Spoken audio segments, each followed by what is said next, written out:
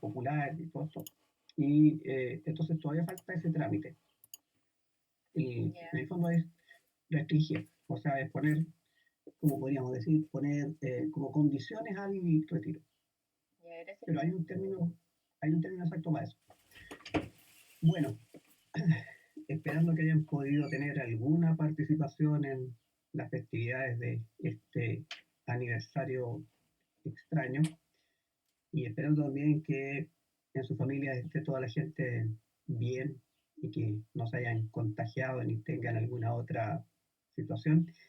Eh, Esperemos también que esto vaya mejorando y confiemos en que nuestro Señor, la Virgen y todas las oraciones que la gente más creyente ha puesto en resolver esto y acompañado de la ciencia y el desarrollo de las posibles vacunas nos cambie la vida un poco y lo más posible. Así que con la intención de que mm, estas cosas vuelvan un poco a la normalidad y tengamos un fin de año cara a cara, eh, iniciemos hoy día con la oración del cuarto de hora que todos conocemos, que es la favorita del fundador de la congregación y por lo tanto nos identifica. Dios, verdad eterna, creemos en ti. Dios, salvación y fortaleza nuestra, esperamos en ti. Dios, bondad infinita, te amamos de corazón. Enviaste al Verbo Salvador del mundo, haz que todos seamos uno en él. Infunde en nosotros el Espíritu de tu Hijo, para que glorifiquemos tu nombre. Amén. Con la intención entonces de que eh, todo vaya mejor y que todos estemos bien, vamos a partir con esta revisión de este tema que le hemos dado esta vuelta porque hemos explicado un poco de dónde vienen todas las ideas, por eso hablamos mucho de la ilustración, pero hoy día nos vamos a concentrar en la Revolución Francesa y como hay preocupación por cómo vamos a evaluar, bueno, igual que siempre, yo les voy a enviar un desafío que va a tener un par de textos de análisis más algunas preguntas de opción múltiple, pero lo vamos a hacer no como una prueba para que no se compliquen ni se estresen, sino que como lo hemos hecho siempre, por ejemplo, yo lo que tengo planificado es hoy día, entre esta clase y la siguiente, terminar el tema, porque digamos es la revolución misma y la próxima clase las consecuencias para proyectarlas a nosotros. Y por lo tanto, entonces, yo les publicaría este trabajo de desafío donde ustedes tienen que revisar, leer, contrastar con lo que yo les he explicado, con el video que les publiqué de la Revolución Francesa y contestar a estas preguntas. Eh, Se los publicaría, mm, a ver, tenemos clase el 31, ese mismo 31, para que tengan el tiempo el fin de semana de contestármelo y me lo envían el lunes o el martes como plazo. Y la idea es que de los mejor, como tienen, digamos, tres trabajos, cuatro, eh, el que tenga mejor resultado para ustedes se transforma en una nota. Ahora el tema es con la gente que nos ha enviado trabajos, que ahí van a tener que a, a pechugar con el último nomás, pues porque no han enviado antes, pero son los menos. Pues la mayoría tienen dos, tres. Así que, bueno, el objetivo acá no es complicarnos con el tema numérico, sino que tengamos una referencia de que ha habido un trabajo y que hay una evaluación de lo que ustedes han hecho. Así que, en el fondo, terminamos el repaso del viernes, inmediatamente yo les subo en la tarde, noche de ese viernes, para que ustedes tengan tiempo el fin de semana y me lo reenvían hasta no sé, hasta el martes a las 6 de la tarde, bueno, enviarlo. Pero como siempre son trabajos cortos, con algunas opciones de alternativa, más algunas cosas que sí necesito que desarrollen, entonces esta vez no lo vamos a hacer por, por vía del cuestionario, sino que me lo contesten en una especie de hoja de respuesta donde venga su nombre, la opción de la alternativa y la respuesta al análisis de texto. Ya, entonces vamos a ir al punto, porque como les decía, nosotros hicimos todo un preámbulo para explicar el impacto que tiene la ilustración y cómo la ilustración se conecta con el Renacimiento, porque las ideas ilustradas son las que aún están vigentes y le dan carácter a nuestra época contemporánea. Y dentro del resultado de esa idea ilustrada hay varios procesos interesantes. Uno en el que no nos hemos detenido tanto, solo lo hemos tocado de manera tangencial, es la independencia de los Estados Unidos. La independencia de Estados Unidos, que está relacionada con el 4 de julio, que hace poco pasó, ¿cierto? Que es la fecha en que ellos celebran, tiene que ver también con que las ideas francesas de la Ilustración llegaron a esas 13 colonias y las colonias norteamericanas eh, se organizaron y se rebelaron contra el monarca inglés y después de largos periodos de lucha que duraron más de varios años, lograron con el apoyo de Francia, y eso es lo relevante ahí de la conexión, con el apoyo de Francia y con el apoyo de España, derrotar a las fuerzas del rey y proclamarse independientes. Ahora, ¿por qué hago alusión a que fue apoyado por Francia y España? Bueno, porque una de las razones de por qué Francia va a tener una crisis financiera es porque gastó recursos en apoyar a los revolucionarios norteamericanos, porque los norteamericanos eran agricultores, campesinos, productores, no había soldados, entonces estos colonos no tenían ni experiencia militar ni armas, y por tanto entonces el apoyo estratégico militar, las tácticas, no las tienen, y van a contratar o van a conseguir soldados profesionales con experiencia en guerras que van a ser un apoyo, y Francia va a respaldar eso financiando a estas personas y financiando también enviando armas. Entonces, tanto Francia como España van a ser quienes apoyan a los colonos norteamericanos en el proceso de independencia. Y está relacionado a ambas cosas, porque lo que estamos viendo es que este es un periodo que se llama la era de las revoluciones, y están todas conectadas. La independencia de Estados Unidos, la Revolución Francesa, la independencia de los países de la América Española, están todos conectados y están conectados con la misma idea. Y las ideas son las ilustradas, por eso que nos tenemos un poco como demasiado tiempo, a lo mejor consideran ustedes para eso. Ya, entonces pantalla para que veamos la presentación, que en el fondo lo que yo hice fue el documento que descubrí, que es la Revolución Francesa,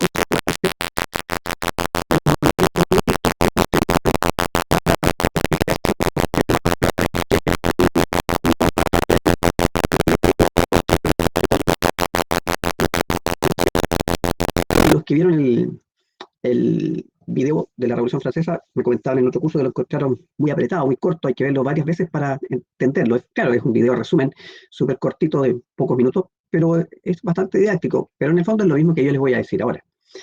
Ya, entonces, vamos al punto.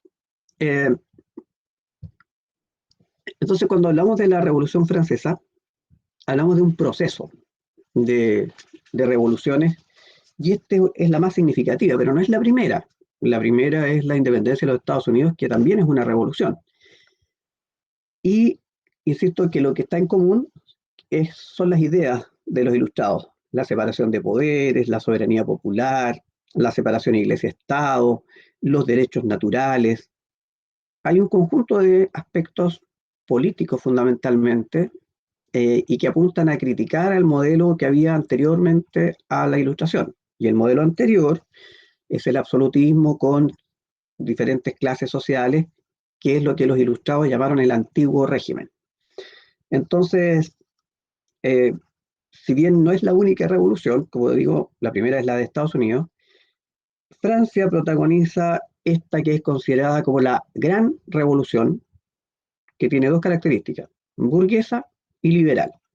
¿Por qué burguesa? Porque el gran protagonista no es el pueblo, la clase baja, sino que la burguesía, que es parte del Estado llano, pero es como los que tienen poder económico y formación.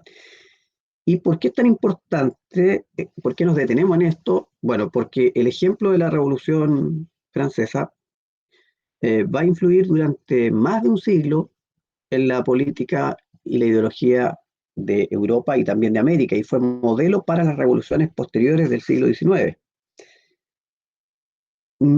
Aquí en esta imagen que les puse como los símbolos más típicos de la revolución. Si se fijan, está la toma de la Bastilla, que es el momento que marca el inicio de la acción popular contra la monarquía.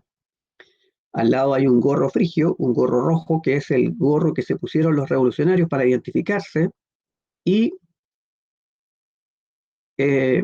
está la escarapela que es como la que nosotros en el caso nuestro, lo más cercano es lo que usamos para el 18 de septiembre, en los autos, por ejemplo, o lo que se le cuelga a los caballos que ganan en el rodeo, ¿cierto? Esa escarapela blanco, azul y rojo. La escarapela y el gorro frigio son símbolos revolucionarios. Recordemos que son civiles, por lo tanto no hay un uniforme, que se enfrentan contra el ejército del rey y contra el ejército de los otros monarcas que están alrededor, porque el rey de Francia va a ser apoyado por los monarcas cercanos que son parientes de él. Austria, Prusia, Rusia. España se mantuvo un poco al margen, ¿no? Inglaterra también va a estar en contra de esto. Bueno, otro símbolo que tenemos ahí es la famosa guillotina, ¿cierto? Que marca lo sangriento que es este proceso. Y Napoleón en su caballo blanco, eh, famoso, que no es el único caballo que tuvo, ¿eh? Porque lo típico de niño es cuando te preguntan dicen ese juego de palabras que de qué color es el caballo blanco de Napoleón. En realidad no tuvo varios caballos, no es que tenga, pero hay uno que es como el más famoso, así como el caballo del Quijote, el caballo del Cid, el caballo de Napoleón, eh, pero en realidad, como fueron muchas las batallas y mucho el tiempo en guerra, no es un solo el caballo. Pero bueno, entonces, una revolución es un cambio, y para entender el cambio hay que saber qué había antes. Y como ustedes recordarán, eh, Francia, antes de la revolución, era una realidad de monarquía absoluta con una sociedad estamental, donde el estamento más bajo, que es el tercer estado, no tenía ningún privilegio y tenía que pagar muchos impuestos y estaba sobrecargado y esto va a llevar a que la gente esté inquieta, desconforme, como lo vamos a ver. Bueno, este esquema que les presento al comenzar es un poco para que nos hagamos la idea de cómo es lo que vamos a revisar, como la sinopsis de una película. Entonces, en el caso de Francia, en la Revolución Francesa tenemos antecedentes, que sería todo lo que vimos previamente, la ilustración, la sociedad estamental, el absolutismo, la crisis financiera, los gastos de la corte, bueno, y después tenemos las causas, lo que está más cercano, y las etapas. Dentro de las causas, si la dividimos, la asociamos con los antecedentes, las causas sociales tienen que ver con la realidad de la sociedad francesa, la ideológica con la ilustración y las causas económicas con la crisis. Luego, la revolución va a estar dividida o separada en etapas o momentos. Eh, Hay un primer momento que claramente no se trata de sacar al rey, sino solo limitarlo, pero después vamos a entrar con la convención a ya pensar en algo más radical y que está asociado con el momento en que el rey escapa o intenta escapar de Francia, lo recapturan, lo declaran traidor y le cortan la cabeza. Y ahí viene el terror, que es parte de la convención, con Robespierre. Después viene el directorio y el consulado. Bueno, el consulado está dentro de la etapa de napoleónica porque el directorio llama a Napoleón, que es un soldado que está teniendo éxitos en Italia y en Egipto, y luego entonces llega como un líder político y lo nombran cónsul, y él se proclama o toma el poder como primer cónsul y después más tarde el Senado lo nombra emperador y esa es la etapa napoleónica, que después va a ser derrotado. Ya. Entonces, eso es el proceso que vamos a analizar. Insisto que el detalle de las fechas, los datos, lo puntual no es relevante. Aquí lo que importa es entender cómo se llega a esto, por qué no funciona y qué consecuencias tiene. Entonces, para ir paso a paso, el modelo político que había en Francia antes de la Revolución es el típico modelo de lo que los ilustrados llaman el antiguo régimen, un rey que tiene el poder absoluto. En este caso, tenemos ahí en la imagen a Luis XVI, quien es pariente de Luis XV, Luis XIV, son todos parientes, aunque no necesariamente hijos, porque Luis XIV vivió muchos años, por lo tanto murió su hijo, murió su nieto, y le heredó a su bisnieto, que es Luis XV, y así Luis XV le va a heredar a Luis XVI, eh, que siempre ha sido catalogado como un líder de poca fuerza, o sea, comparado con su pariente Luis XIV, Luis XVI es un monarca débil, poco interesado en la política, pero sin embargo va a ser el que va a tener la responsabilidad de tomar el control de Francia. A él, como se usaba en ese tiempo, Luis XV lo casó con María Antonieta muy tempranamente, muy adolescente, y María Antonieta es un símbolo también de la revolución, pero es el símbolo de los gastos, los excesos, como si solo fuera María Antonieta la corte. La verdad es que los gastos son de la corte en general, ella se sumó al estilo francés porque ella es de origen austriaco. Bueno, ambos personajes vivían holgadamente y felizmente en esta burbuja que era el Palacio de Versalles. Luis XIV mandó construir este palacio, ¿cierto? Gracias a que tuvo unas buenas finanzas apoyadas por su ministro de Hacienda, Colbert, que le permitió eh, financiar guerras y financiar obras como esta. Este es un espacio amplio, 14 hectáreas de jardines, canales, palacios. Ahí está la puerta de entrada con esta reja dorada con el símbolo del sol, porque a Luis XIV se le conoce como el Rey Sol. Después vemos en la parte de arriba una de las piletas o pequeño espejo de agua y al fondo el palacio. Y en la parte inferior vemos una vista más amplia de los jardines. Son 14 hectáreas. En lo interior, mucho lujo, mucho mármol, mucha madera fina, mucha cristalería francesa. Vemos ahí en el frontis principal, después tenemos los edificios con sus adornos, tanto en los techos como en las paredes, el dormitorio del rey, la cama real, que era un espacio público, porque ahí había personas que tenían la posibilidad de entrar y participar del levantarse del rey, que era todo un ceremonial y era un honor que alguien pudiera estar ahí, al menos una vez en la vida. Entonces los nobles competían por tener ese privilegio de haber sido parte de vestir al rey, por ejemplo. Y al frente está la famosa Galería de los Espejos. Quien le interesa el tema, está la serie Versalles en Netflix, súper buena, muy bien ambientada y filmada en estos mismos espacios. Bueno, esa era la situación política. La situación social tiene que ver con una sociedad estamental y donde existen privilegiados y no privilegiados. Los privilegiados son obviamente el rey y los nobles y el clero. Y los no privilegiados son todo el resto, es decir, campesinos, artesanos, comerciantes, banqueros, los burgueses. Como observamos ahí, la nobleza y el clero no llega a un porcentaje relevante, sin embargo, son los que gozan del poder sobre la tierra, no pagan impuestos y tienen los principales cargos y los sueldos, por lo tanto. Entonces, los nobles son en el fondo los dueños de la tierra. Ahí aparece que poseían el 35% de la tierra. La iglesia tiene también un porcentaje importante de la tierra francesa porque la costumbre medieval era donarle a la iglesia tierras cuando un hijo o una hija entraba a un convento, como una especie de garantía o fianza o respaldo, o como en el caso del matrimonio, la dote. Entonces, el hijo que era entregado a la iglesia venía con dote y la iglesia entonces acumulaba bienes, eh, principalmente tierras. Entonces, la nobleza y el clero eran poseedores de grandes espacios de tierra que arrendaban o, eh, o no ocupaban, en algunos casos estaban tierras sin uso, y la nobleza y el clero tenían los privilegios. Y si se fijan, entre los campesinos, artesanos y los burgueses, el 83 más el 15 es prácticamente la total población. Y los burgueses sí tenían tierras, la burguesía más alta se dedicaba al comercio, pero tenían que pagar impuestos y los impuestos eran muchos y limitaban sus inversiones y sus posibilidades, aparte que existían muchas trabas, por ejemplo, estaban los gremios que determinaban cuántas tiendas se podían abrir o cuántos locales podían haber para determinada producción.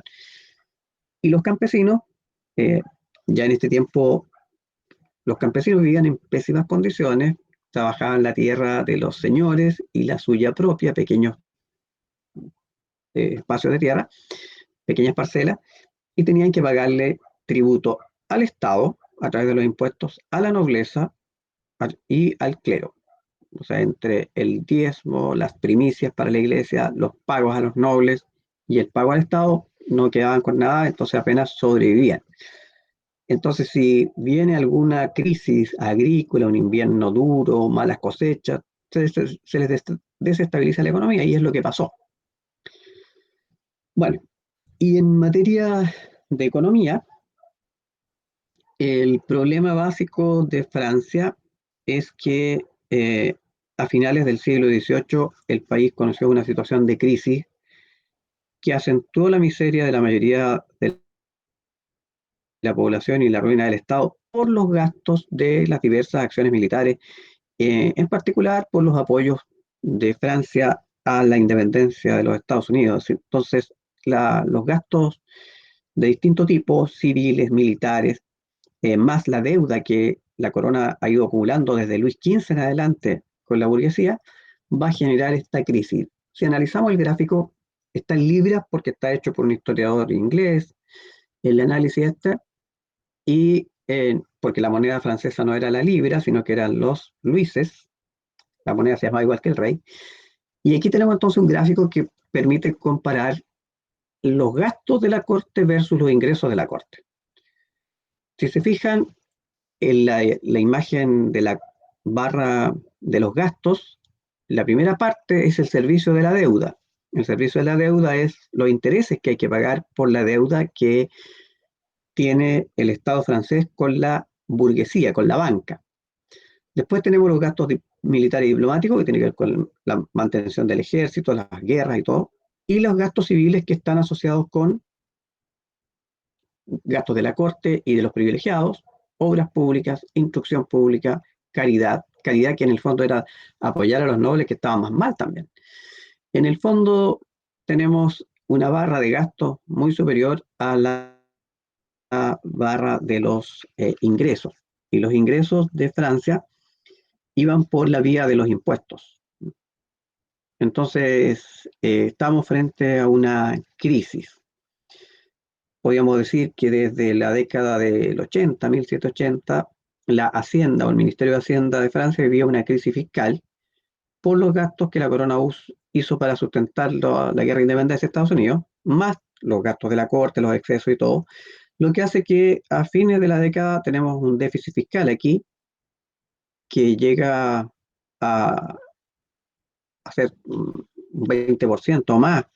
Es decir, el Estado está en crisis, no tiene ingresos para, para cumplir con sus deberes, y eso obliga a tomar algún tipo de medidas, y por eso el rey trató por distintas vías de convencer o buscar en sus asesores financieros y en la junta de notables alguna solución, pero la nobleza y el clero se impusieron o sea, se negaron a que ellos pudieran pagar impuestos, por ejemplo, que era una opción. Entonces, por eso es que, como los nobles y el clero no pagan tributo, y si ellos hubieran pagado tributo, a lo mejor se compensa la diferencia que falta, el rey decidió convocar a los estados generales. Los estados generales son los representantes de las tres clases. Son diputados que se eligen, que representan al clero, a la nobleza y al estado llano. Y estas personas, estos diputados, fueron reunidos por el rey. En esta imagen, este cuadro muestra esa reunión de los estados generales, donde los tres estamentos tenían que, por votación, resolver si se ampliaba la carga tributaria a la nobleza y al clero o se subían los impuestos solo a los no privilegiados. Pero aquí se generó un conflicto no esperado, que fue la discusión de cómo votar.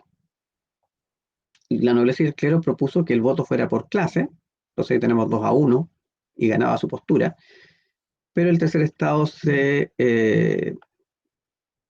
propuso, digamos, que había que votar por diputado, y como ellos eran más, porque representaban a más personas, ganaban ellos. Entonces tenemos un conflicto sobre la forma de votar, y al no encontrar acuerdo, se generó una crítica situación. El 5 de mayo del año 1789, estos más de 1000 diputados, 1139 diputados que estaban reunidos ahí en Versalles, bajo la presidencia del rey, no llegan a acuerdos, se sigue discutiendo largamente el sistema de votación, y finalmente el rey, al no encontrar acuerdo, disolvió esta asamblea. Pero muchos de los diputados que habían viajado a distintos lugares de Francia para representar a sus diputaciones o territorios, dijeron no nos podemos ir para la casa sin solucionar el problema. Entonces buscaron dónde juntarse y encontraron que estaba disponible la sala del juego de pelotas, la primera imagen que vemos arriba. Y en esa sala donde el rey jugaba lo que podríamos decir bowling hoy día o palitroque, los nobles entraron, la mayor parte del tercer estado, y se unieron algunos miembros de la nobleza y el clero y decidieron en esa sala del juego de pelotas que ellos no se iban a ir para la casa, no se iban a, como digamos, no, iban a cumplir su pega y por lo tanto no se iba a disolver esta asamblea, sino que se iba a transformar en otra cosa. Y ahí entonces está el famoso juramento de la sala del juego de pelota, donde esta gente resolvió transformarse en Asamblea Nacional, es decir, representantes de la nación francesa. Aquí ya estamos viendo cómo aparece esta idea de la soberanía popular, ¿cierto? Si las personas nos eligieron y votaron por nosotros, nosotros tenemos que cumplir con ver cómo resolvemos la crisis que está pasando Francia. Y así entonces, la mayoría del tercer estado, más algunos miembros de la nobleza y del clero, van a constituirse en Asamblea Nacional. Y esta Asamblea Nacional no se va a quedar solo en ya conversemos cómo resolver el tema, sino que además dijeron, este es el momento de, ya que hemos sido elegidos, de limitar el poder del rey. Y por eso esta Asamblea Nacional, muy rápido, de Asamblea Nacional, pasó a llamarse Asamblea Nacional Constituyente. O sea, de resolver un problema netamente económico, se pasó a tratar de cambiar la estructura política francesa. ¿Se entiende eso, cierto? O sea, una Asamblea Nacional es constituyente cuando tiene por objeto elaborar una nueva constitución, o en este caso elaborar una constitución, porque Francia, como era un régimen absoluto, no tenía constitución. De hecho, nosotros en Chile vamos a tener próximamente esta, esta votación para que los chilenos decidan qué mecanismo se va a usar para la nueva constitución o para modificar la que tenemos. Y una de las opciones es hacer asamblea constituyente. Entonces ya los franceses hicieron asamblea constituyente después del juramento de la sala de juego de pelota. Bueno, así entonces las cosas fueron avanzando y eh, de la asamblea de los estados generales pasaba a asamblea nacional, de asamblea nacional a asamblea nacional constituyente, y eso lleva entonces a que los ánimos eh, empiecen a calentarse, por así decir, y para respaldar a esta Asamblea Nacional Constituyente que el rey podría disolver, ¿cierto? Las masas populares fueron movidas por los agitadores políticos para que mostraran que apoyaban a esta asamblea. Y de hecho eso es lo que provoca la toma de la Bastilla. Si se fijan en este cuadro, dice protagonistas. La nobleza que es contraria, el clero que estaba dividido, algunos del clero sí estaban de acuerdo con la idea de limitar al rey, la burguesía, que es la que apoya a los revolucionarios y a la revolución, los sin calzones, eso significa sans culotte, calzones era la expresión que alude al tipo de prenda que usaban los nobles, esa especie de calzas blancas con zapatos con hebillas de plata. Los sans culottes son los que usan un pantalón más simple, no el culotte, el traje elegante. Entonces estas capas populares urbanas en el fondo son la burguesía baja, más los campesinos. Entonces los sans-culottes con el respaldo de la burguesía son los que van a levantarse en París para mostrar que ellos estaban respaldando a la asamblea. Así entonces, después de que se produce el juramento de la sala del juego de pelotas y se convierte la Asamblea Nacional en Asamblea Nacional Constituyente, va a venir este apoyo a esta postura con la toma de la Bastilla, y la toma de la Bastilla va a representar el inicio de la revolución. Y entonces los revolucionarios el día 14 de julio, que es el Día Nacional de Francia, así como el 4 de julio es el Día de la Independencia de Estados Unidos, el 14 de julio es el Día Nacional de Francia. Se toma ese día porque en París, ese día, se produjo un asalto y toma de la Bastilla. ¿Qué es la Bastilla? Un edificio que cumplía un rol de cárcel y es un símbolo del absolutismo. El rey no estaba en París, estaba a 14 kilómetros en Versalles. Y esta toma de la Bastilla en París sirvió de ejemplo para que en otras ciudades y en los campos también hubiera manifestaciones porque la gente estaba complicada por la escasez, por la inflación, por las malas cosechas y por la situación de exceso de impuestos que tenían que pagar.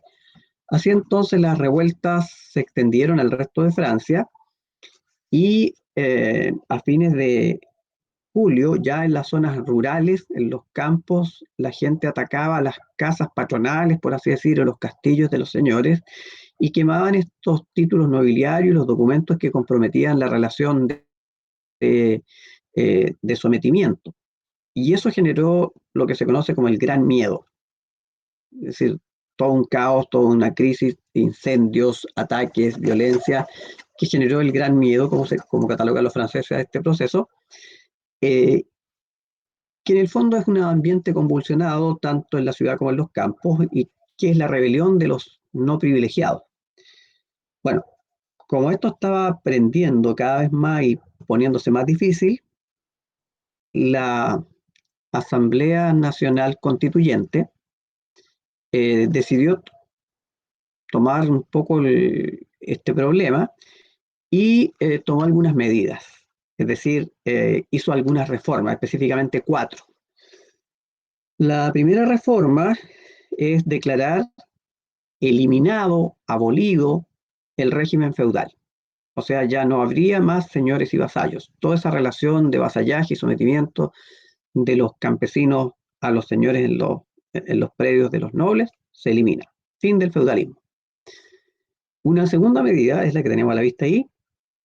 Se puso en un documento cuáles eran los derechos del hombre y del ciudadano. Este documento es muy famoso, la Declaración de los Derechos del Hombre y del Ciudadano, y básicamente lo principal de este documento, que vamos a ver algunas cosas ahí, es que se establece la libertad individual, la igualdad ante la ley, el derecho a la propiedad privada y la soberanía nacional. Esos 4 elementos están presentes en un largo documento que tiene varios artículos. Y por lo tanto, entonces, si se fijan ahí en los símbolos de la revolución, tenemos unidad indivisible de la República, libertad, igualdad, fraternidad o la muerte. Es decir, todo esto se está haciendo para un cambio radical. O nos morimos en el intento o logramos imponer la libertad, la igualdad, la fraternidad. Bueno, veamos primero esta Declaración de los Derechos del Hombre y del Ciudadano.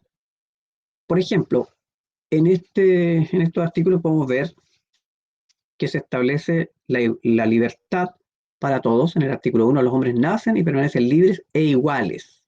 Se está poniendo fin entonces al régimen de los privilegios.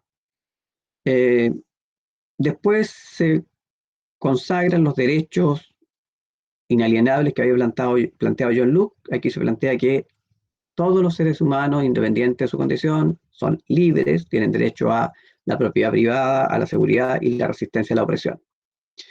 El artículo 3 establece que la soberanía, recuerden que la palabra soberanía viene de soberano, en la lógica absolutista el rey era el soberano, había recibido de Dios el poder. Acá se establece en base a los principios de Rousseau que la soberanía reside en la nación. Después se define lo que es la ley como un acuerdo de todo y no la voluntad del rey. Y el artículo 11 establece la libertad de expresión y la libertad de opinión. Entonces, si ustedes se fijan, con estos pocos artículos que he seleccionado para que ustedes los conozcan, vemos que claramente este documento establece la libertad individual, la igualdad ante la ley, el derecho a la propiedad privada, la soberanía nacional, la libertad de expresión. ¿Ya? Entonces es muy importante este documento, además que esta Declaración de los Derechos del Hombre y del Ciudadano, que es de 1789, cuando comenzó la Revolución, en 1948, después que termina la Segunda Guerra Mundial, se complementa y se traduce en un documento que hoy día está vigente, que es la Carta de las Naciones Unidas sobre los Derechos Humanos. Ya, otra medida tomada por esta Asamblea Nacional Constituyente fue redactar finalmente una constitución.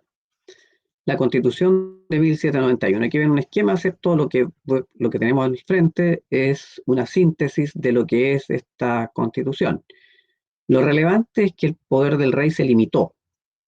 El rey y sus ministros solo tienen el poder de gobernar. El poder de hacer las leyes queda en una Asamblea Nacional y el poder judicial en manos de tribunales. Ahora se establece también un mecanismo para votar. Entonces vemos que se concreta la tarea de la Asamblea Nacional Constituyente con esta Constitución. Una cuarta medida que se tomó fue hacer que la religión, o el clero, jurara fidelidad a esta Constitución y que los bienes de la Iglesia fueran utilizados para ser vendidos, para que el Estado pudiera tener fondos para financiar la deuda. Esto se llamó la Constitución Civil del Clero y generó una división entre el clero, los que estaban de acuerdo y los que estaban en contra. Esas son las 4 medidas, entonces. Primero es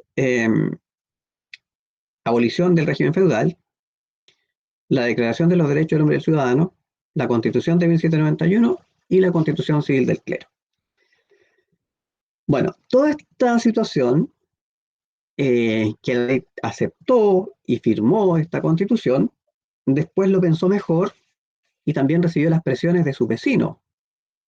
María Antonieta era de Austria, por lo tanto, el rey de Austria y los nobles de Austria presionaron oye, ¿cómo vas a aceptar esto? O sea, si lo aceptas tú, después nosotros también vamos a tener que ver limitado nuestro poder. Entonces, Austria, Prusia, los países más cercanos, ¿cierto? Inglaterra incluido, van a insistir o provocar que el rey quiera retractarse, pero al no poder hacerlo, decide huir. Y ahí vemos entonces el momento en que el rey prepara su huida y en realidad el momento que está graficado en esa imagen es cuando al rey lo capturan tratando de huir de Francia. Él se puso atuendos de gente normal y pretendió en una carroza escapar a través de un paso fronterizo. Es como si de Los Ángeles fuéramos al paso Pichachén. En el camino no tuvo problemas, se fue de noche, pero al llegar cerca del paso Pichachén, por decirlo así, ¿cierto? Se detiene a cenar y lo reconocen porque, según dice la tradición, habría pagado con una moneda muy nueva y en la moneda aparece su propio rostro y el dueño de la posada lo reconoce, lo denuncia, lo capturan y lo traen de vuelta a París. Y ahí vemos la imagen de abajo donde lo traen de vuelta a París, al rey, porque como decía, al ver limitado su poder intentó huir con su familia, pero fue capturado en un paso fronterizo que se llama Varén. Y así entonces es provocar que la huida del rey fracase. Y hay que entender algo, ¿por qué huye el rey? Porque está esperando tener fuerzas de apoyo del extranjero para recuperar el poder. Entonces, en el fondo, lo que quiere el rey es salir de Francia y con fuerzas extranjeras tomar el control de nuevo. Y eso hace que, como el rey está preso o está retenido, porque todavía en realidad va a ser juzgado después, los reyes que son parientes de Luis XVI hacen unas alianzas que se llaman las coaliciones, primera coalición, segunda coalición, hasta 6 hubo. Aquí tenemos la primera coalición, en donde vemos cómo los estados monárquicos vecinos de Francia se unen para tratar de controlar la situación de Francia, atacar a los revolucionarios. Su objetivo básico es restituir el absolutismo, o sea, restituir al rey de nuevo. Entonces, el temor de Austria, Prusia, es que esta revolución también prenda sus territorios. Y eso hizo entonces que esta potencia extranjera le declarara la guerra a los revolucionarios. O sea, podríamos decir que los franceses tienen un problema interno, que es tratar de instalar un nuevo modelo político con la resistencia de los nobles, y un problema externo que es enfrentarse a las fuerzas militares, en este caso de Austria y de Prusia.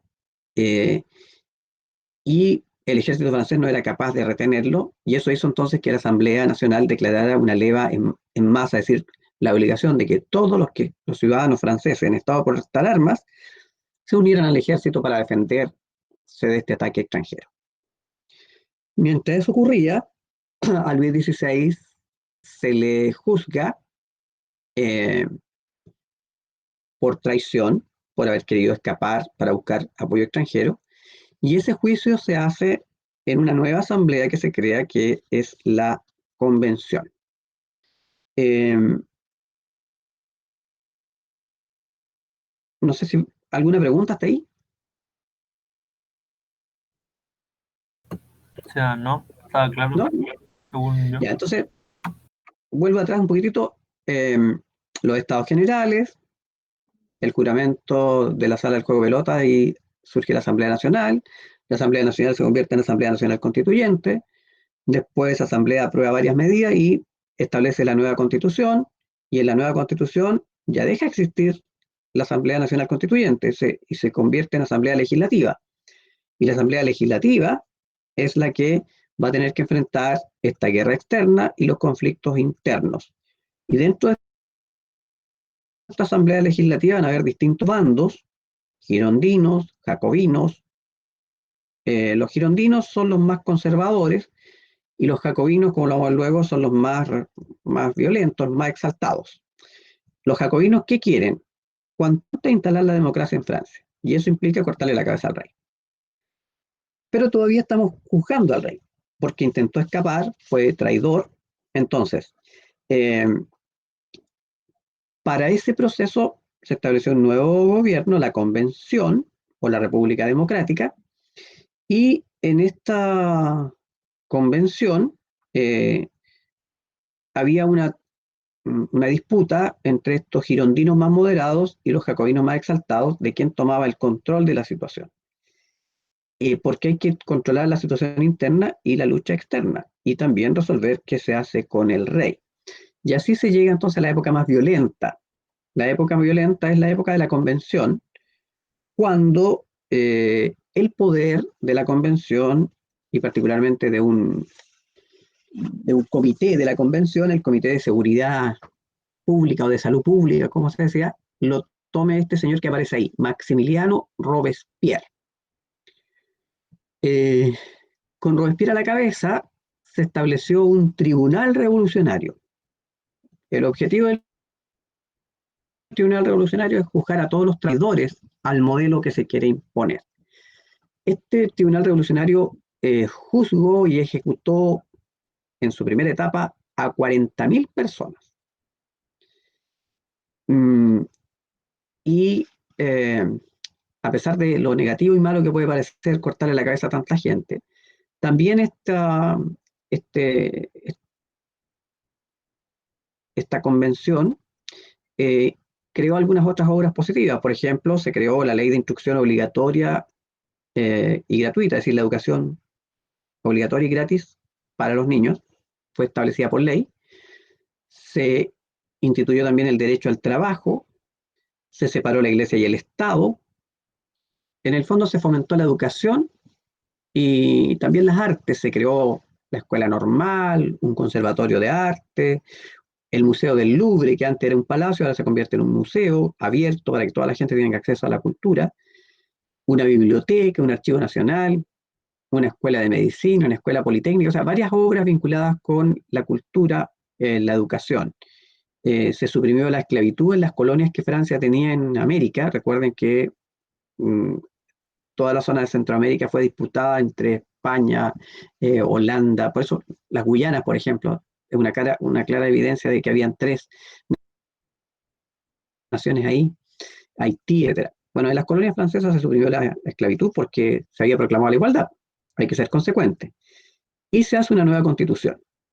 Y bueno, y entonces con esta nueva fórmula política más radical, todo se quiere cambiar y superar todos los problemas que hay. Y, por ejemplo, este comité, con este tribunal revolucionario, juzgaban con mucha facilidad a las personas. Fíjense aquí este decreto, también seleccioné solo un par de artículos. En este decreto sobre sospechosos, está fechado el 17 de septiembre de 1793. Artículo 1.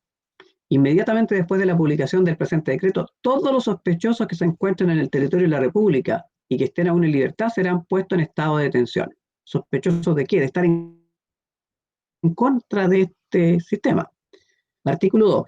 Son reputados sospechosos. Primero, los que por su conducta, por sus relaciones, por sus propósitos o sus escritos se han mostrado partidarios de la tiranía o del federalismo y enemigos de la libertad. Bueno, es más largo, pero basta con eso. Artículo 5.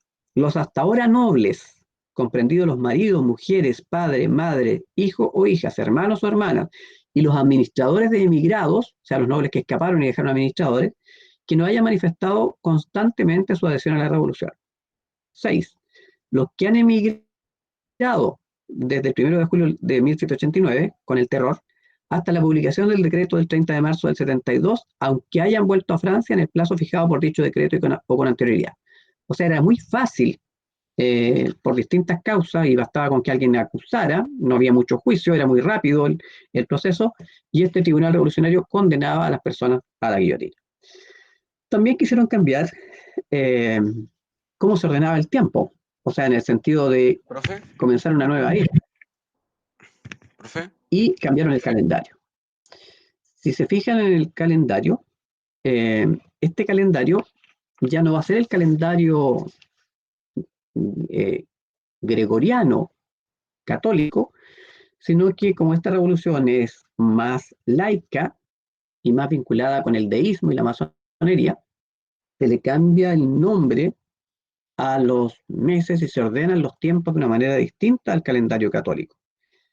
Y se utiliza como criterio tramos de tiempo que aquí están correlacionados con el calendario católico, que se entienda, pero lo que interesa aquí es el cambio del nombre de los meses.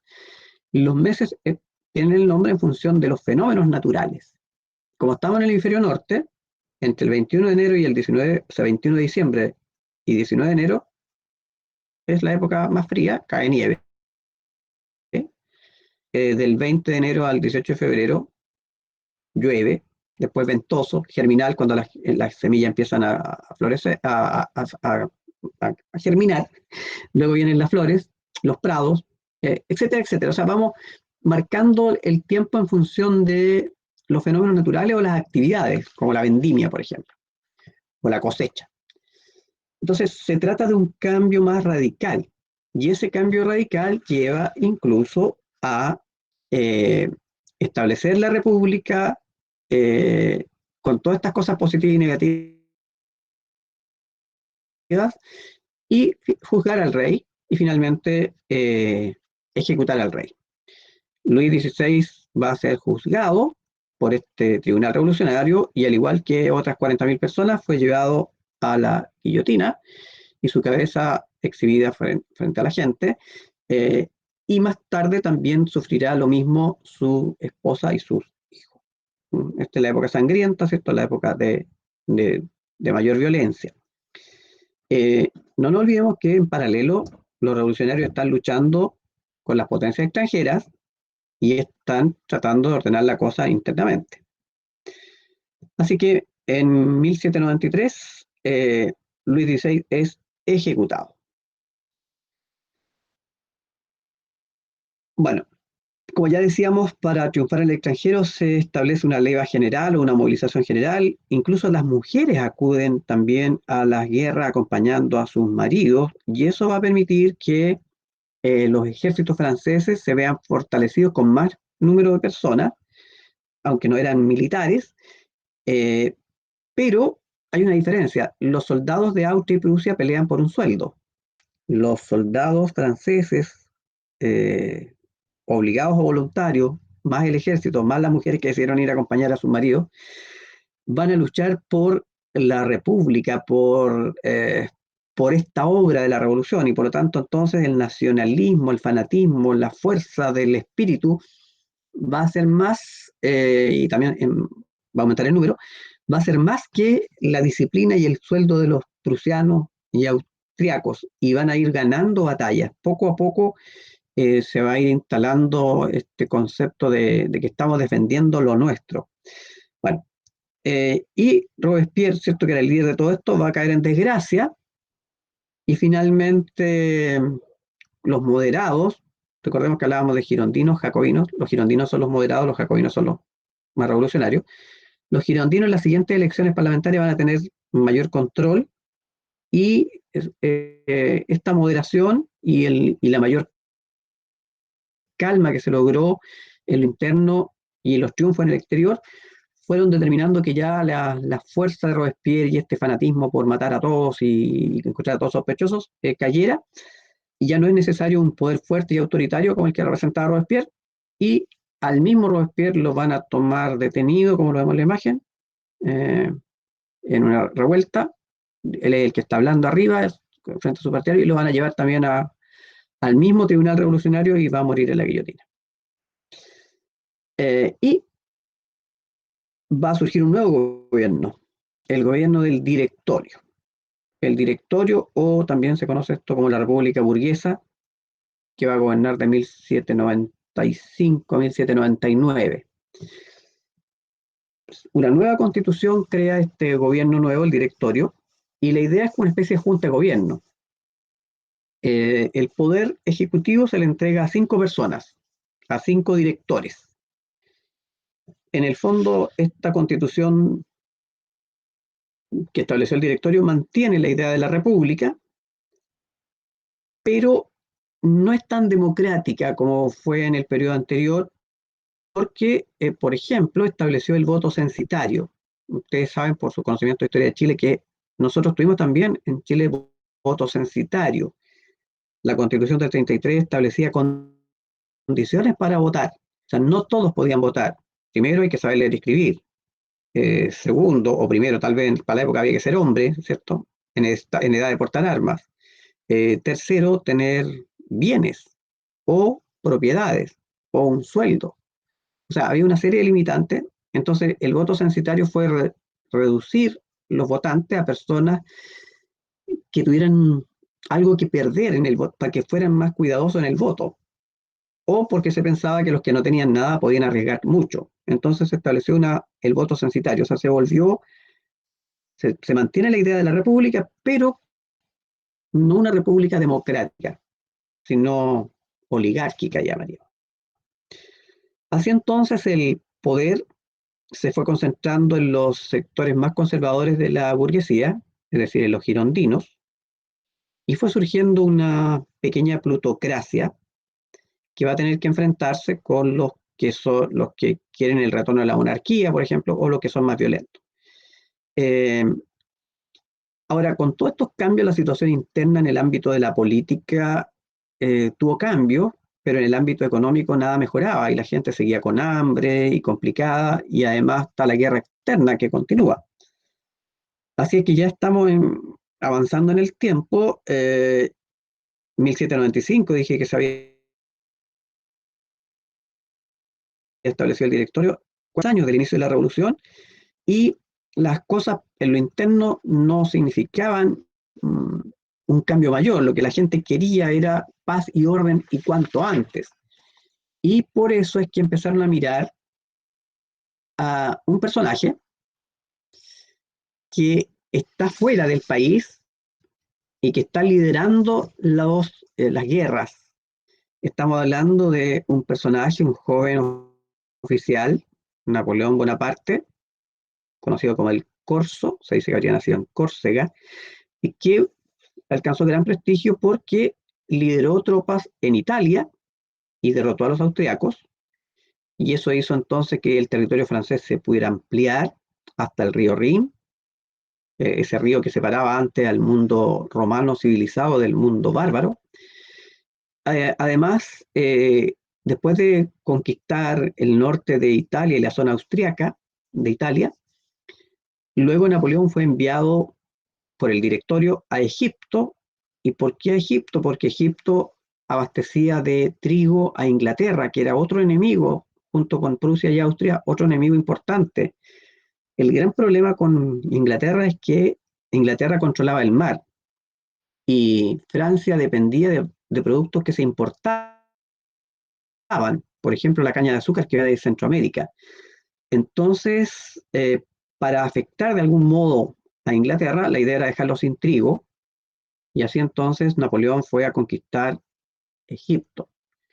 Y de la conquista de Egipto por Napoleón tenemos mucha información, porque recuerden que Egipto era una tierra de los faraones, pero muchos años atrás, y Napoleón recorre el territorio, reconoce las pirámides, reconoce la esfinge, y marca importancia a ese espacio que estaba olvidado, y se produce un saqueo enorme de momias, de piedras con grabados, la piedra Rosetta, por ejemplo, de obeliscos, de sarcófagos, que son llevados como trofeo de guerra a Francia. Y por eso es que en el Museo del Louvre ustedes pueden encontrar esos objetos hoy día. Incluso en algunos sectores de la calle de París hay un obelisco egipcio. Bueno, entonces Napoleón gana prestigio militar en Italia, en Egipto, y empieza a convertirse en una especie de referente, en alguien que podría tomar el control, el hombre fuerte que falta. Entonces, de héroe popular, empezó a ser visto como el hombre que pudiera poner orden. Y así entonces se pasa del gobierno del directorio a establecer una nueva fórmula, que es el consulado. Y el consulado, ¿de qué se trataba? De pasar el poder ejecutivo no a 5, sino a 3 cónsules. Y por supuesto se eligió como cónsul a Napoleón. Napoleón ya estaba visto como un posible candidato a la política desde antes, como les decía. Incluso hay una carta famosa, cuando él está en Italia, le mandan una carta a los políticos tratando de entusiasmarlo, que es un golpe de Estado. Y él dice que las condiciones aún no están, que no lo deja de lado, o sea, dice, la pera no está madura, o sea, cuando sea el momento a lo mejor lo voy a pensar, pero por ahora no. Y ahí por eso lo mandan después a Egipto. Pero bueno, ahora siente que es el momento y asume como uno de los cónsules, y luego lo van a nombrar primer cónsul. Y ahí va a usar una estrategia muy interesante de discurso político, donde asume el gobierno con una política de reconciliación, contrariamente a lo que se podría esperar de un gobierno fuerte, donde eliminara a todos los contrarios. Él en su discurso hace un discurso muy interesante que parte diciendo: no quiero vencedores ni vencidos, ni boinas rojas, ni talones rojos, que se refiere a la aristocracia, sino solo franceses.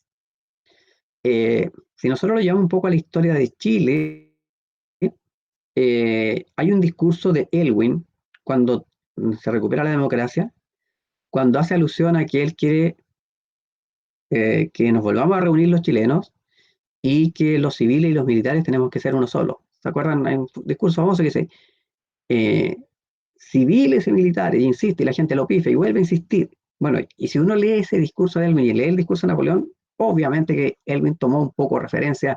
Casi todos los discursos son copiados de los grandes políticos, porque los discursos ya han sido escritos. Siempre hay algo de respaldo. No es que no haya nada nuevo con el sol, las cosas cambian, pero se pueden usar cosas del pasado. Y así como Elwin buscaba la reconciliación, Napoleón también, y mucho antes, ¿cierto?, frente a esta crisis que fue la revolución, busca la reconciliación. O sea, digamos que actuó con realismo político.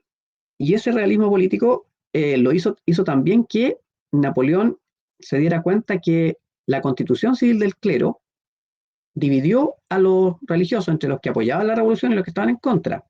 Y los religiosos influyen mucho sobre la gente. Entonces Napoleón astutamente dijo, no, acá lo que hay que hacer es recuperar la relación con la iglesia. Y por lo tanto, junto con un discurso de reconciliación nacional, firma con el Papa un concordato, un acuerdo. Y ese concordato, de lo que se trata es que él reconoce a la Iglesia Católica como Iglesia Nacional y permite su libre ejercicio en Francia.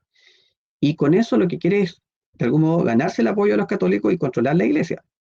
De hecho, después Napoleón, vamos a verlo más adelante, va a ser coronado emperador por el Papa, aunque en el último momento le quita la corona al Papa, se la pone él solo, pero restableció el vínculo con la Iglesia, buscó la reconciliación y eso permitió ir dándole estabilidad política y social a lo que no pudieron hacer ni la Asamblea Constituyente ni el Directorio. Napoleón poco a poco lo va a ir haciendo. Bueno, así Napoleón se convierte entonces en este hombre fuerte que con estas reformas administrativas, concordato, código civil, las prefecturas son como como la intendencia, subdivisiones para administrar. En el ámbito interno fue eso, en el ámbito externo le fue muy bien en las guerras contra Prusia y Austria, no tanto con Inglaterra, y fue entonces dominando espacios y se convierte en el gran genio militar que hasta el día de hoy se estudia en sus campañas y todo. Pero se agrandó tanto que quiso atacar también a Rusia y ahí ya fue un caos. Y bueno, después vamos a ver que después de la campaña de Rusia y la invasión a Napoleón se va a debilitar. Ahora, ¿por qué invadió España?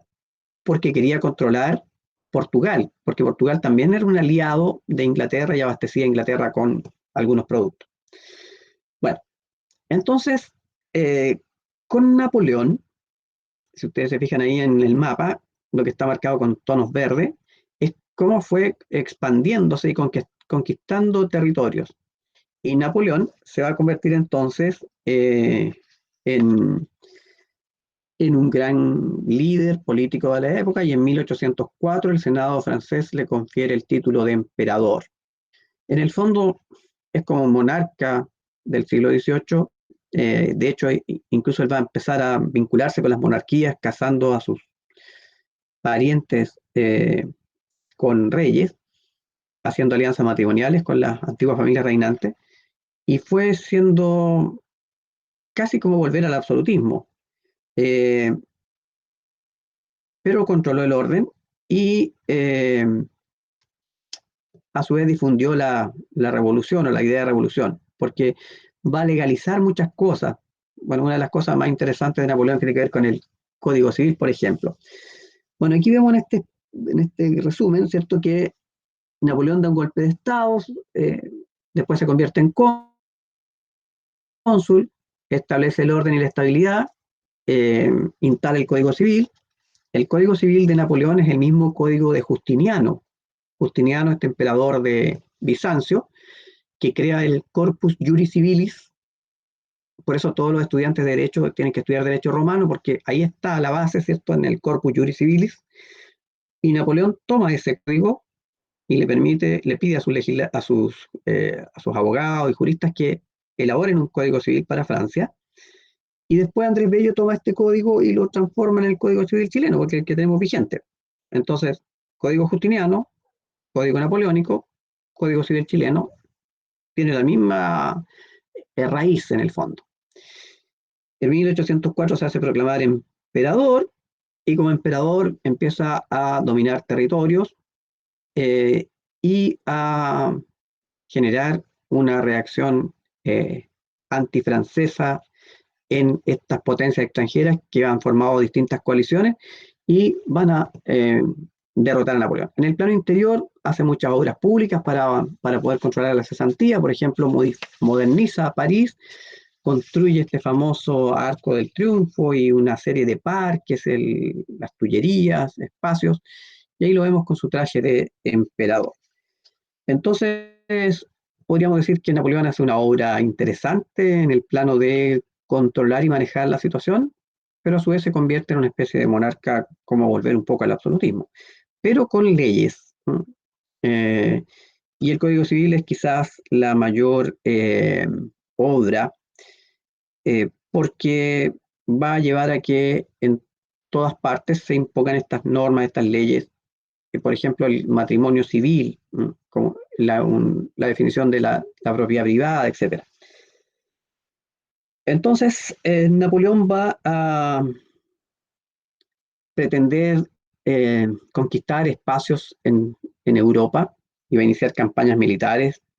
En el caso de la campaña contra Rusia fue bastante, le fue mal, el general invierno y la estrategia rusa hizo que los franceses fueran sepultados por la nieve y quedaran abandonados. Incluso Napoleón se vuelve a París, deja que mucha gente muera y eso le quitó harta popularidad. Después, como ya decía, el intento de invasión a España, o más bien la invasión a España, de paso, cuando iba a Portugal y captura a los reyes de España, a Carlos IV y a su heredero, que va a ser Fernando VII después, y genera un caos en España, y ese caos de España determina que en Chile se haga una junta de gobierno y se resuelva iniciar el proceso de independencia. O sea, si Napoleón no captura a los reyes de España, a lo mejor no habría habido proceso de independencia en la América Española. Entonces Napoleón tiene que ver con hartas cosas, con hartos fenómenos, no solo de Francia, sino que de Europa y de América. Bueno, así entonces va a tener varias batallas. Aquí vemos, por ejemplo, cuando ya decíamos en Rusia le empezó a ir mal, con España se debilita porque reparte mucha fuerza, y en el mar con los ingleses le va pésimo en la batalla de Trafalgar. Aquí se enfrenta la fuerza napoleónica al almirante Nelson, y esta batalla va a ser un gran triunfo para Inglaterra y marca el dominio en el mar, y Francia no tiene nada que hacer ahí en el Atlántico. Después, otra batalla compleja para Napoleón es la batalla de Leipzig, de 1813, que duró varios días, como ven en la información, y este es considerado como uno de los grandes batallas napoleónicas, grandes guerras de Napoleón, y Napoleón fue derrotado aquí también, tuvo que retornar a Francia, y la coalición, que son todos los enemigos de Napoleón, se fortalecen y van a invadir Francia. Y Napoleón es capturado y exiliado, es enviado a la isla de Elba, aunque después de ahí va a escapar, va a retornar a París y va a volver a tomar el control del gobierno por 100 días, los famosos 100 días de Napoleón, hasta que finalmente, en 1815, en la famosa batalla de Waterloo, va a ser totalmente derrotado. Aquí ya estamos en la sexta o séptima coalición. Cuando hablo de coalición me refiero a Austria, Prusia, Rusia, Inglaterra, que se juntan para combatir a Napoleón. La batalla de Waterloo sin duda es la que marca el fin de la derrota definitiva, y con ello se supone que se apaga la revolución, pero eso no es tan así, porque las ideas de la Revolución Francesa siguieron de algún modo vigentes y marcaron el ritmo y el rumbo de Europa y de América y del mundo. Entonces, resumiendo, tenemos una primera etapa de la revolución donde no se está cuestionando al rey, sino que se quiere limitar su poder solamente, lo que está con Celeste. Después viene la convención girondina, que son más moderados. Luego la convención jacobina, que son los más exaltados, con Robespierre y el terror. Ahí fue cuando ya se instala la violencia, a pesar de que hay otras obras que no son tan negativas. Después viene la convención con la Constitución de 1795, el sufragio censitario que decíamos que llevó al directorio. El directorio fracasa, se cambia por el consulado, ahí llega Napoleón como uno de los cónsules, después toma el control y como primer cónsul, y luego va a ser coronado como emperador. Y durante su periodo del imperio, entonces, intenta esta expansión y instala algunas leyes y normas y hace obras públicas y trata de ordenar un poco lo interior y dominar en el exterior. ¿Por qué es importante este proceso histórico? ¿Por qué nos detuvimos en el análisis de la Ilustración y ahora en las fases? Bueno, porque sin duda la Revolución Francesa tuvo una influencia universal. O sea, es un ejemplo para todos los movimientos revolucionarios posteriores. Podríamos decir que proporciona un programa a los partidos liberales y democráticos, los códigos legales, el Código Civil.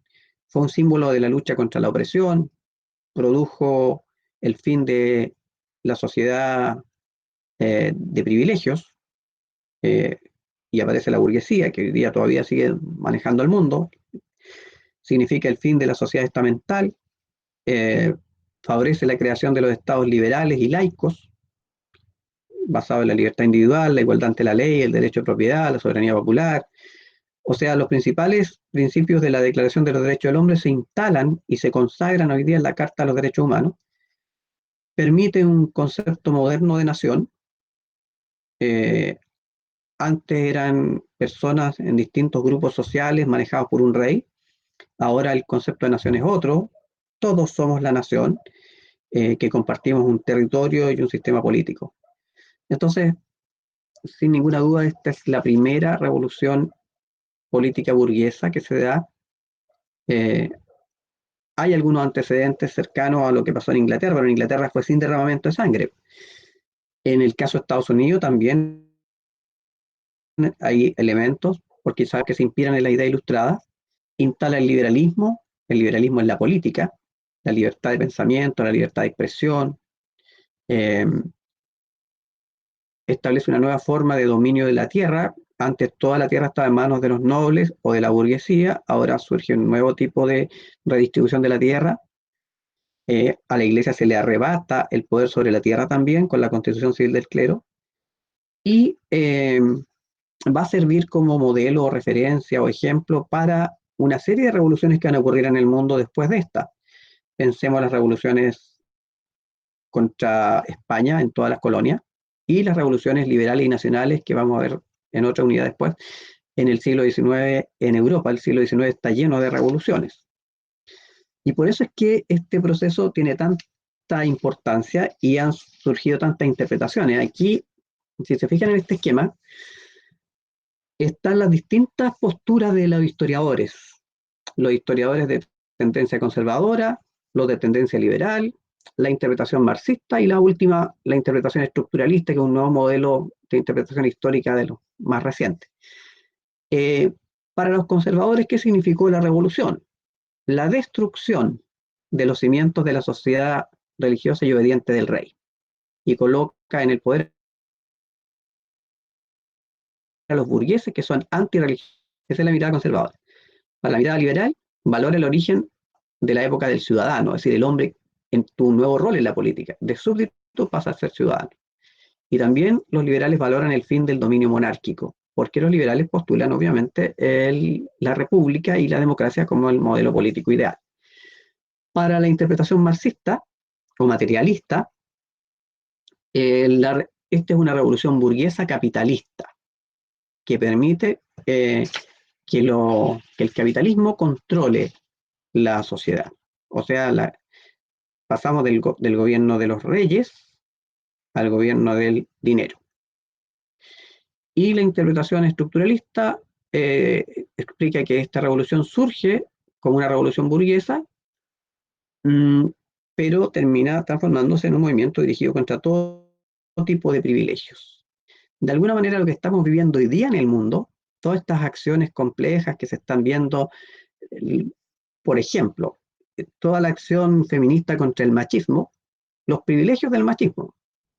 Los privilegios del machismo tienen que ver, por ejemplo, con que es muy fácil una excusa para una violación. Ah, es que estaba curado. No, es que ella me dijo que sí. Bueno, todo esto está hoy día muy presente, ¿cierto? Todo lo que sea favorable para uno o para otro, que marque diferencias, el rompimiento de ese esquema de que habían privilegiado y no privilegiado, está vinculado con lo que la Revolución Francesa marcó para la sociedad y para el mundo y hasta el día de hoy, la vigencia que tienen todas estas ideas, sobre todo de orden político y de derechos. Para finalizar, resumamos. Entonces, la Revolución Francesa tiene una etapa constitucional, que es en el fondo restringir solamente al rey, y después una etapa republicana, que estuvo entre moderados y más fanáticos. Después tomaron el control los burgueses a través del directorio, y el directorio da paso al consulado, que permite la llegada de Napoleón. Y Napoleón primero va a ser cónsul, después emperador, y como emperador pretende extender la revolución a toda Europa, conquistando territorio y tratando de imponer el modelo. Vamos a la etapa ahora de las preguntas. dudas, consultas en su momento. ¿Sí?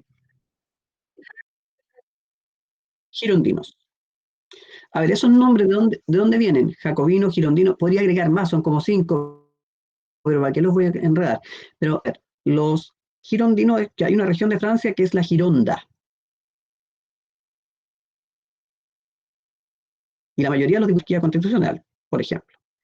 Los jacobinos son un poco los más revolucionarios, los exaltados. Es como si nos ponemos en el caso de Chile, los patriotas estaban divididos en moderados y exaltados. Los exaltados son los que eran liderados por carrera, que querían, ya hagamos la independencia al tiro. Esa es como la idea. Y entre medio, entre girondino y jacobino, están los montañeses, que eran como los pendulares, los que de repente apoyaban a un bando y apoyaban al otro. Porque, bueno, no lo quise agregar acá, porque en la convención, por ejemplo, los diputados empezaron a sentarse según su tendencia. Los que eran más exaltados se sentaron a la izquierda, los más moderados se sentaron a la derecha, y los que de repente estaban dispuestos a estar en uno u otro bando se sentaron al centro. Y por eso hoy día hablamos de izquierda, centro, derecha. Eso nació también en el contexto de la Revolución Francesa. Entonces, respondiendo a la pregunta, los girondinos son los moderados, los jacobinos son los exaltados, los que quieren cortarle la cabeza al tiro al rey, sin pensar en la Constitución ni nada de eso de por medio. Y entre ambos estarían los montañeses, que serían los pendulares. ¿Más preguntas?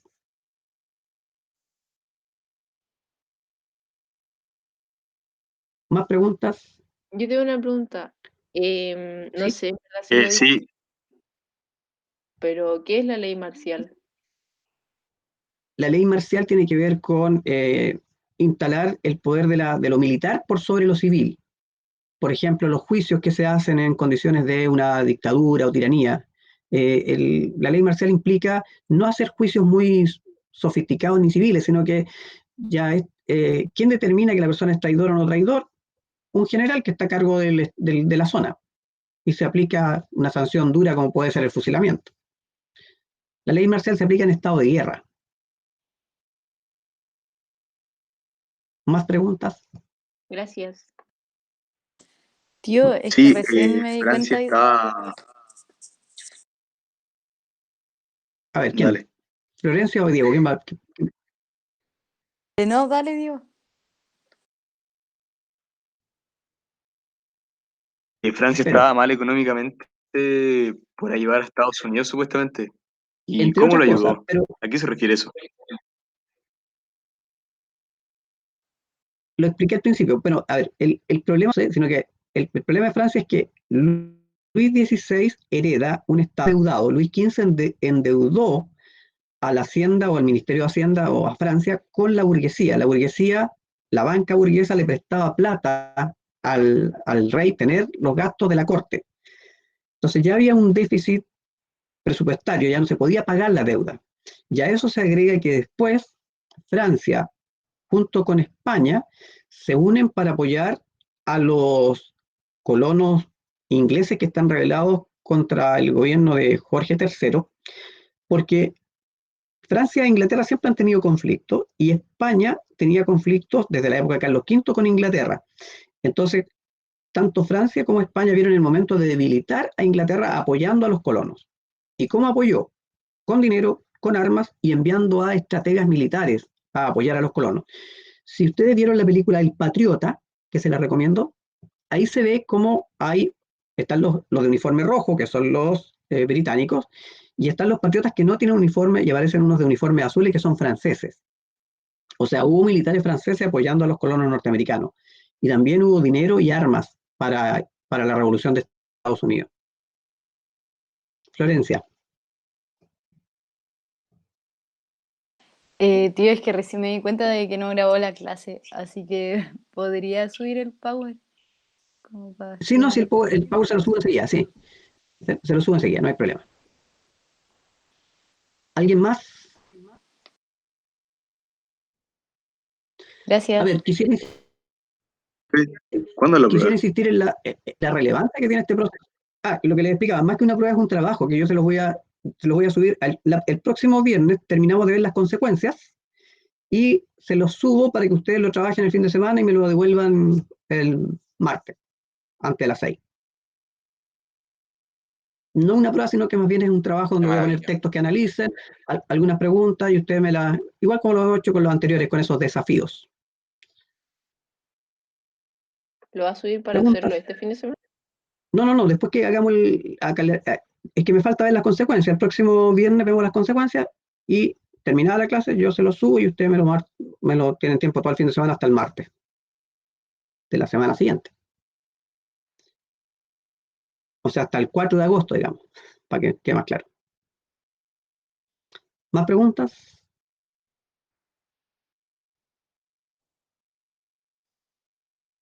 Si no tienen nada más que consultar, los que no han desayunado pueden ir a desayunar. Nos estaríamos viendo de nuevo la otra semana. Esperemos que con mejores noticias respecto de todo, de la salud de los que están enfermos, de las condiciones del coronavirus que esté más controlada y el tiempo vaya a estar mucho mejor. ¿Cuándo hay el cambio de hora? Viene luego, ¿cierto? ¿Alguien sabe, no? Segunda semana de agosto parece, si no me equivoco. Sí, creo que sí. Ya pues, señoritas y señores, que tengan un buen día y un buen fin de semana, que puedan descansar, que no tengan mucha pega. Ya están cansados, me imagino. Pero van a tener un descanso. Ya viene. Para marcar el fin de semestre. Ya pues. Nos vemos Chao, entonces.